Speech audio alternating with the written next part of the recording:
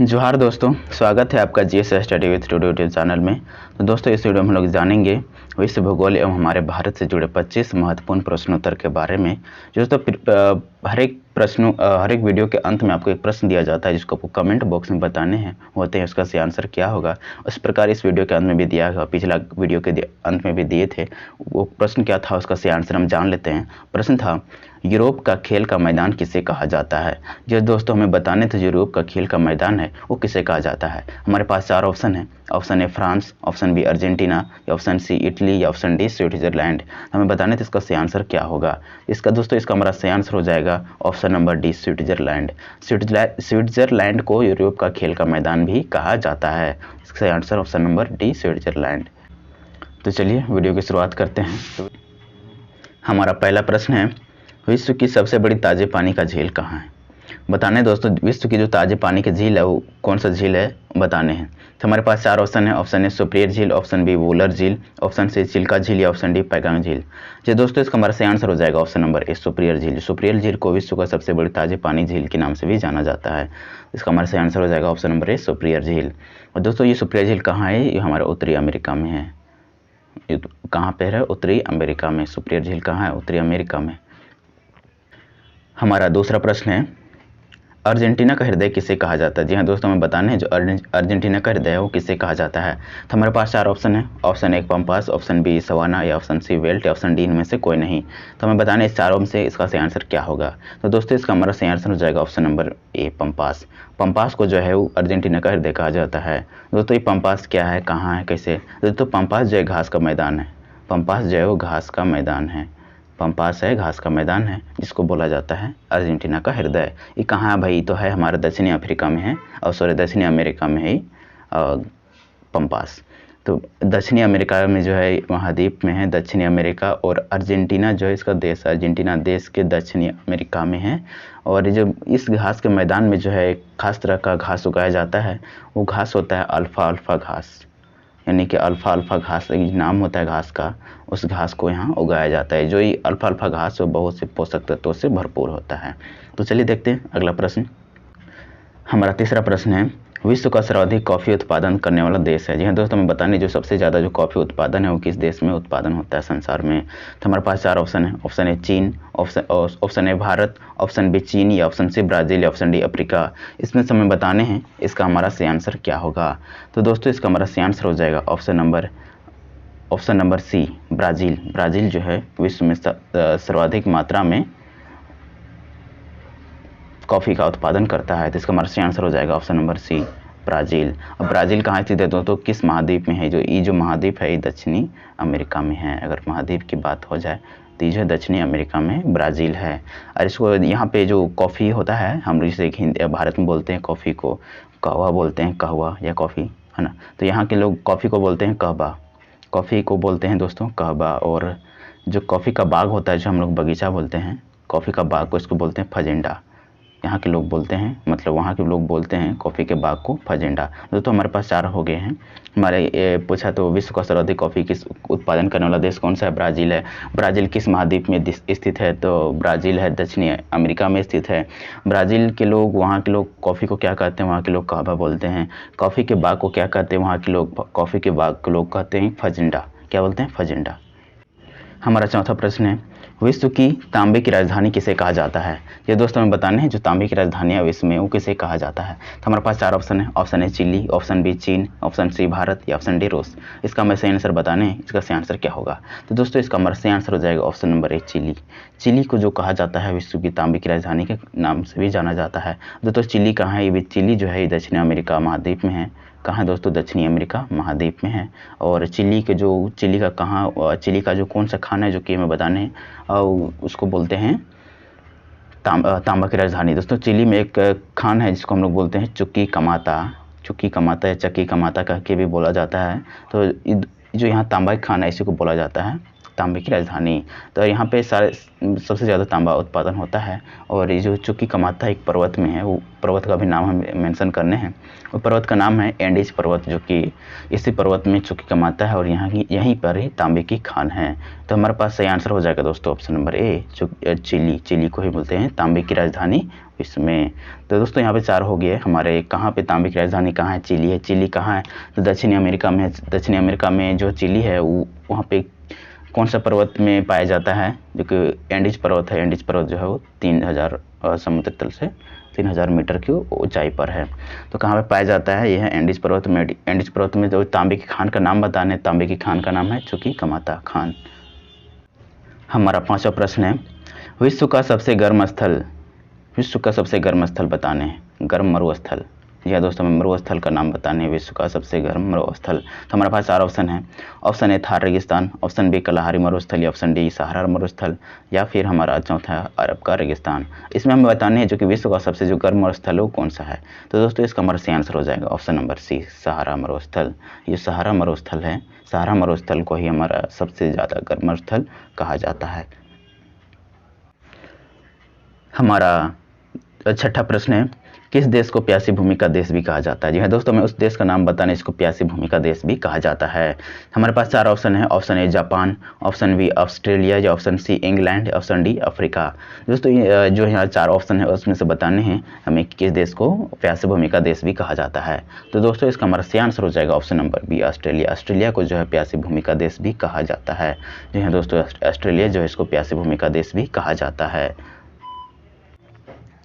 हमारा 7वां प्रश्न है, भारत एवं चीन की सीमा रेखा को क्या कहा जाती है? जो हमें जो अलग अलग चीन है, जैसे भारत के साथ अटैच जो भी पड़ोसी देश है, जैसे पाकिस्तान हो गया, चीन हो गया, श्रीलंका हो गया, उस सबको अलग अलग सीमा रेखा के नाम दिए गए हैं। उसमें से हमें बताने हैं भारत एवं चीन की जो सीमा रेखा है उस सीमा रेखा का नाम क्या है। तो हमारे पास 4 ऑप्शन है। ऑप्शन ए डोरन रेखा, ऑप्शन बी रेड क्लिफ रेखा, या ऑप्शन डी सी मैकमोहन रेखा। तो दोस्तों इसका हमारा सही आंसर हो जाएगा ऑप्शन नंबर सी मैकमोहन रेखा। भारत एवं चीन के बीच जो सीमा रेखा है उस रेखा को बोलते हैं मैकमोहन सीमा रेखा। हमारा 8वां प्रश्न है, मालवा का पठार कहाँ स्थित है? मालवा का जो पठार है दोस्तों कहाँ स्थित है? तो हमारे पास 4 ऑप्शन है। ऑप्शन ए मध्य प्रदेश एवं छत्तीसगढ़, ऑप्शन बी छत्तीसगढ़ एवं ओडिशा, या ऑप्शन सी झारखंड एवं पश्चिम बंगाल, या फिर इस उपरोक्त में से कोई नहीं। जो मालवा का पठार है दोस्तों ये कहाँ पर स्थित हमें बताने हैं। तो दोस्तों मालवा का जो पठार है ये हमारा मध्य प्रदेश एवं छत्तीसगढ़ के बीच में स्थित है। तो इसका हमारा सही आंसर हो जाएगा ऑप्शन नंबर ए, मध्य प्रदेश एवं छत्तीसगढ़ के बीच में है। मालवा का पठार का दोस्तों ये जो मालवा जो पठार बना है, ये मालवा जो पठार बना है ये हमारे ज्वालामुखी चट्टानों की वजह से बना है। कौन सा कैसे बना है दोस्तों? ये जो ज्वालामुखी चट्टानों की वजह से बना है मालवा पठार जो है। और ये जो मालवा पठार से जो है 2 नदियाँ निकलती हैं। वो नदी का नाम है, एक पहला नाम है, नदी का नाम है हमारा चंबल नदी, है ना। पहला नदी है चंबल नदी और दूसरा है बेतवा नदी। तो अगर पूछे कि इसका उद्गम स्थल कहाँ है तो ये उद्गम स्थल है ये दोनों का वो मालवा का पठार में स्थित है। तो कहाँ मालवा का पठार कहाँ स्थित है? मध्य प्रदेश एवं छत्तीसगढ़ के बीच में स्थित है। हमारा 9वां प्रश्न है दोस्तों, गोदावरी नदी का उद्गम स्थल कहाँ है? जी हाँ दोस्तों, जो गोदावरी नदी है इस नदी का उद्गम स्थल हमें बताने हैं कहाँ है, जहाँ कहाँ से ये शुरुआत होती है। तो हमारे पास 4 ऑप्शन है। Option A Trimbakeshwar, option B Brahmagiri पर्वत पहाड़ी इसको बोलते हैं, ऑप्शन सी गंगोत्री, या ऑप्शन डी शेषनाग झील। हमें बताने इसका सही आंसर क्या होगा। तो दोस्तों इसका हमारा सही आंसर हो जाएगा ऑप्शन नंबर ए त्र्यंबकेश्वर। जो त्र्यंबकेश्वर है इसको गोदावरी नदी का उद्गम स्थल भी कहा जाता है। अब त्र्यंबकेश्वर कहाँ है? त्र्यंबकेश्वर जो है महाराष्ट्र के नासिक जिले में है। जी हाँ दोस्तों, अगर महाराष्ट्र कभी जाइएगा तो यहाँ पे ज़रूर विजिट कीजिएगा, जो कि महाराष्ट्र के नासिक जिले में है त्र्यंबकेश्वर। वहाँ की पहाड़ी है, उसी पहाड़ी पर एक है ये त्र्यंबकेश्वर। तो इसी में आपका गोदावरी नदी का उद्गम स्थल है। तो इसका हमारा सही आंसर हो जाएगा दोस्तों ऑप्शन नंबर ए त्र्यंबकेश्वर। हमारा 10वां प्रश्न है दोस्तों, भारत की सबसे बड़ी कृत्रिम झील है। ये दोस्तों हमें बताने जो मानव निर्मित झील है वो भारत की सबसे बड़ी कौन सी है। तो हमारे पास 4 ऑप्शन है। ऑप्शन ए पुलिकट झील, ऑप्शन बी चोलामो झील, ऑप्शन डी सी डल झील, या फिर ऑप्शन डी हमारा हो जाएगा गोविंद सागर झील। ये दोस्तों हमें जो बताने हैं मानव निर्मित झील जिसको कृत्रिम झील भी बोला जाता है वो कौन सा है। तो हमारे पास सही आंसर में से 4 सही प्रश्नों में से हमारा सही आंसर हो जाएगा हम गोविंद सागर झील। जो गोविंद सागर झील है वो भारत की सबसे बड़ी कृत्रिम झील है जो कि मानव निर्मित झील है। हमारा 11वां प्रश्न है दोस्तों, काली कपास की मिट्टी किस मिट्टी को कहा जाता है? जी हाँ दोस्तों, जो काली कपास की मिट्टी है वो किस मिट्टी को कहा जाता है? तो हमारे पास 4 ऑप्शन है। ऑप्शन ए लाल मिट्टी, या ऑप्शन बी काली मिट्टी, या ऑप्शन सी जलोढ़ मिट्टी, या ऑप्शन डी लेटराइट मिट्टी। जी हाँ दोस्तों, यहाँ काली कपास है अगर लिखा हुआ है काली कपास, तो यहाँ पे देखा जाता है तो कपास की सबसे ज़्यादा खेती होती है, इसलिए काली कपास की मिट्टी भी बोला जाता है। तो इसका दोस्तों हमारा सही आंसर हो जाएगा हमारा ऑप्शन नंबर बी काली मिट्टी। काली मिट्टी को ही काली कपास की मिट्टी के नाम से जाना जाता है। दोस्तों काली मिट्टी के बगैर थोड़ा सा जाने जो काली क्यों होती है, जो काली होता है टिटेनी फेरस मैग्नेटाइट नाम का एक केमिकल होता है, इसकी वजह से ही काली मिट्टी होती है। दोस्तों अगर हम पोषक तत्व की बात करें, इसके पोषक तत्व हमारे आयरन, चूना, एल्यूमिनियम, मैग्नीशियम आदि जो तत्व हैं ये भरपूर मात्रा में पाए जाते हैं काली मिट्टी में। इसलिए यहाँ पे हम उगा सकते हैं बहुत सारे, जैसे गेहूँ, बाजरा, ज्वार आदि हम उगा सकते हैं। इसमें हमारा और कपास भी है, कपास सही ज़्यादा मात्रा में उगाया जाता है, इसलिए इसको काली कपास की मिट्टी भी कहा जाता है। दोस्तों ये कहाँ पाया जाता है? पाया जाता है हमारा गुजरात, महाराष्ट्र, मध्य प्रदेश आदि राज्यों में पाया जाता है। तो हमारा इसका सही आंसर हो जाएगा दोस्तों काली मिट्टी। तो हमारे पास 4 हो गए। काली मिट्टी किस जगह पे पाए जाते हैं? जैसे गुजरात, महाराष्ट्र, मध्य प्रदेश आदि जगहों में पाई जाती है। काली मिट्टी में कौन से कैसी फसल उगाई जा सकती है? काली मिट्टी में देखो हमारे पास बहुत सारे फसल है, जैसे गेहूँ, बाजरा, कपास आदि उगाए जाते हैं। क्यों काली होती है? टिटेनी फेरस मैग्नेटाइट के कारण काली होती है। और काली कपास मिट्टी किसे कहा जाता है? इसको काली मिट्टी को कहा जाता है। किस मिट्टी को कहा जाता है? काली मिट्टी को। चलिए देखते हैं दोस्तों हमारा अगला प्रश्न क्या है।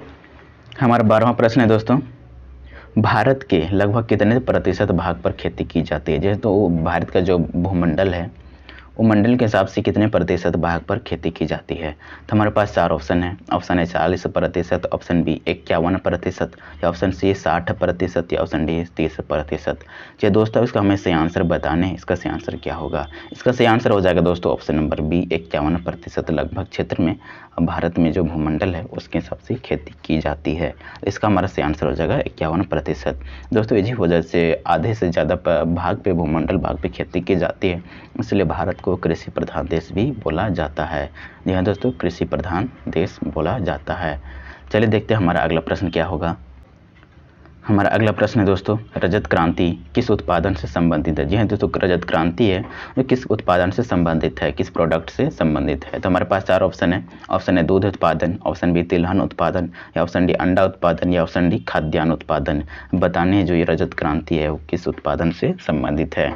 तो दोस्तों इसका हमारा सही आंसर हो जाएगा ऑप्शन नंबर सी और अंडा उत्पादन। ये जो अंडा उत्पादन में जो सबसे ज़्यादा वृद्धि हो रही है, ये जो रजत क्रांति इसी वजह से हुई है। तो इसका हमारा सही आंसर हो जाएगा रजत क्रांति जो है वो अंडा उत्पादन से संबंधित है।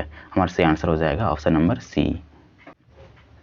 हमारा 14वां प्रश्न है दोस्तों, टमाटर सब्जी का जन्म स्थान कहाँ है? जैसे हमारे जो टमाटर जो हम लोग बहुत चाव से खाते हैं, इस सब्जी का जन्म स्थान कहाँ है हमें बताने हैं। हमारे पास 4 ऑप्शन है। Option A Bharat, option B चीन, या ऑप्शन सी अफ्रीका, या ऑप्शन डी मैक्सिको। हम बताने इसका सही आंसर क्या होगा। तो दोस्तों इसका हमारा सही आंसर हो जाएगा ऑप्शन नंबर डी मैक्सिको। जो टमाटर जो सब्जी है जिसको हम लोग बहुत चाव से खाते हैं, ये हमारा मैक्सिको से है। जैसे भारत में दोस्तों हमारा है उड़द हो गया, धान हो गया, मूंग हो गया, सब भारत का है। तो इसका सही आंसर हो जाएगा दोस्तों ऑप्शन नंबर डी मैक्सिको। हमारा 15वां प्रश्न है, भारत के सूती वस्त्रों की राजधानी किसे कहा जाता है, के नाम से किसे जाना जाता है? ये दोस्तों भारत में जो हमारा है सूती वस्त्र राजधानी उद्योग, उसको कहाँ पे है इसको बताने हैं। भारत के सूती वस्त्र की राजधानी कहाँ कहा जाता है? तो हमारे पास 4 ऑप्शन है दोस्तों। ऑप्शन ए है गुजरात, ऑप्शन बी है कोलकाता, ऑप्शन सी है जयपुर, या ऑप्शन डी है मुंबई। हम बताने जो सूती वस्त्र उद्योग है, सूती वस्त्र का जो राजधानी है भारत में कहाँ कहा जाता है, किस क्षेत्र को कहा जाता है? तो इसका हमारा दोस्तों सही आंसर हो जाएगा ऑप्शन नंबर डी। ये जो मुंबई है, मुंबई को सूती वस्त्रों का उद्योग कहा जाता है, राजधानी सूती वस्त्रों की राजधानी कहा जाता है मुंबई को। दोस्तों इसका सही आंसर हो जाएगा, मुंबई कहाँ है? महाराष्ट्र में मुंबई है ना, मुंबई महाराष्ट्र में है। तो इसका हमारा सही आंसर हो जाएगा सूती वस्त्रों की राजधानी किसे कहा जाता है? मुंबई को कहा जाता है। उम्मीद करता हूँ दोस्तों मेरे द्वारा कही हुई बातें आपको समझ में आ रही होंगी। तो चलिए प्रश्न आगे, अगला प्रश्न देखते हैं क्या है। तो दोस्तों अगला प्रश्न है, भारत में पहली चीनी मिल की स्थापना कहाँ की गई थी? हम बताने दोस्तों जो चीनी मिल है वो भारत में सबसे पहले कहाँ की गई थी? तो हमारे पास 4 ऑप्शन है। Option A Jharkhand, option B Punjab, option C Haryana, या ऑप्शन डी बिहार। हम बताने इसका सही आंसर क्या होगा। दोस्तों इसका हमारा सही आंसर हो जाएगा ऑप्शन नंबर डी बिहार। जो बिहार में सबसे पहले चीनी मिल की स्थापना की की गई थी। कहाँ की गई थी दोस्तों? बिहार में। अरे तो कहाँ, बिहार में कब की गई थी? तो चीनी मिल की सबसे पहली स्थापना 1903 ईस्वी में की गई थी और बिहार में की गई थी दोस्तों। उस टाइम तो हमारा झारखंड भी नहीं था, तो इसका हमारा सही आंसर हो जाएगा ऑप्शन नंबर डी, बिहार। हमारा 17वां प्रश्न है दोस्तों, भारतीय उर्वरक निगम की स्थापना कब हुई थी? जी हाँ दोस्तों, जो उर्वरक निगम है भारत का, जो कहाँ स्थापित की गई थी, कब स्थापित की गई थी? दोस्तों हमारे पास 4 ऑप्शन है। ऑप्शन है 1951 ईस्वी में, ऑप्शन बी 1947 ईस्वी में, ऑप्शन सी 1960 ईस्वी में, या ऑप्शन डी 1959 ईस्वी में। दोस्तों इसका हम बताने जो भारतीय उर्वरक निगम है इसकी स्थापना कब की गई थी? तो इसका हमारा सही आंसर हो जाए दोस्तों 1951 ईस्वी में। जो भारतीय उर्वरक निगम की स्थापना हुई थी 1951 ईस्वी में की गई थी। ये जो कहाँ की गई थी दोस्तों? ये जो ईस्वी एशिया है, एशिया महाद्वीप के जो सबसे बड़ा एशिया महाद्वीप सबसे बड़ा चीज़ है वो सिंदरी में स्थापित की गई दोस्तों। उर्वरक संयंत्र का जो एशिया का सबसे बड़ा उर्वरक संयंत्र है उस सिंदरी में स्थापित किया गया था। कब किया गया था? तो 1951 ईस्वी में। इसका सही आंसर हो जाएगा ऑप्शन नंबर ए, 1951। हमारा 8वां प्रश्न है दोस्तों, भारत का टाइगर स्टेट निम्न में से किसे कहा जाता है? ये दोस्तों हमें बताने जो भारत का टाइगर स्टेट किसे कहा जाता है, उस राज्य को हमें बताने हैं जिसको टाइगर स्टेट के नाम से भी जाना जाता है। तो हमारे पास 4 ऑप्शन है दोस्तों। ऑप्शन है ओडिशा, ऑप्शन बी उत्तर प्रदेश, या ऑप्शन सी मध्य प्रदेश, या ऑप्शन डी झारखंड। ये दोस्तों इसका सही आंसर क्या है? इसका सही आंसर हो जाएगा दोस्तों ऑप्शन नंबर सी, मध्य प्रदेश। इसका सही आंसर हो जाएगा मध्य प्रदेश। उसको मध्य प्रदेश को जो है और टाइगर स्टेट के नाम से भी जाना जाता है। जी दोस्तों, जो मध्य प्रदेश है यहाँ पे 11 लगभग राष्ट्रीय उद्यान है, 11 लगभग राष्ट्रीय उद्यान हैं जो कि मध्य प्रदेश में है। इसका सही आंसर हो जाएगा ऑप्शन नंबर सी, मध्य प्रदेश। तो दोस्तों आप कमेंट करके बताइएगा कि आपका आज कितना है, हर एक प्रश्न का सही आंसर बताइएगा कि कितना कितना आपका है, जिससे आपको जितने भी डाउट्स हैं सब क्लियर होते जाएंगे।